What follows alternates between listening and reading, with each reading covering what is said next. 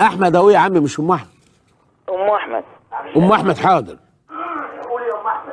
ازيك يا دكتور؟ الحمد لله. الحمد لله. ام احمد منوراني، اتفضلي. نورك يا حاج. بقول لحضرتك احمد ابني متجوز وقعد 3 سنين مع زوجته يعني وكده هوت، بس كان كل حياتها برضو خلافات، هي اللي بتخلق الخلافات. هي بتخلقها وابنك بريء. نعم.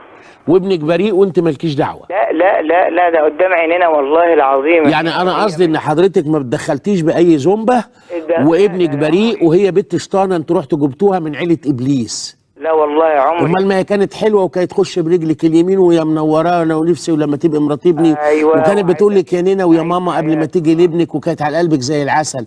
مشاكل ايه اللي عملتها؟ وليه انت كست كبيره ومحنكه اهو وصوتك بيقول لي انك خبره، ليه ما قلتش من الاول البنت دي ما تنفعناش هتعمل لنا مشاكل؟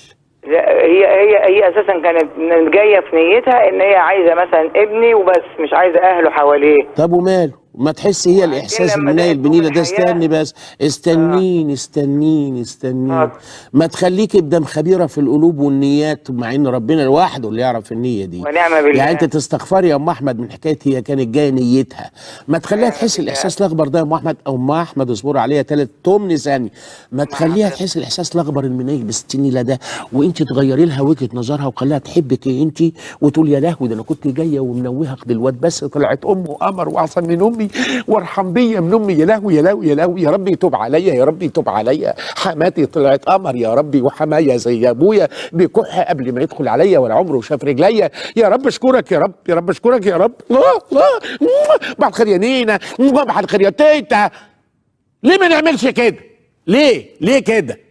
ليه نحط رجل على رجل ونتهم بنات الناس بان هم جايين ياخدوا الواد وبس، ولا اهله دول كانوا هببوا له ايه؟ هي عند الحقوق كلنا نتلم على الفريسه وعايزين نبقى اهله. يعني سقينا شاي بقى، انا امه جيبي لي شاي بجوزه، ودي خالته شاي بس من غير جوزه. انت جايه خدامه عندنا. طبعا بقول للبنيه اوعي تكوني مفكره انك جايه تاخدي الواد وبس من غير اهله، انت جايه تعينيه على صله اهله. وبقول لاهله اتقوا الله في البنايه ودوم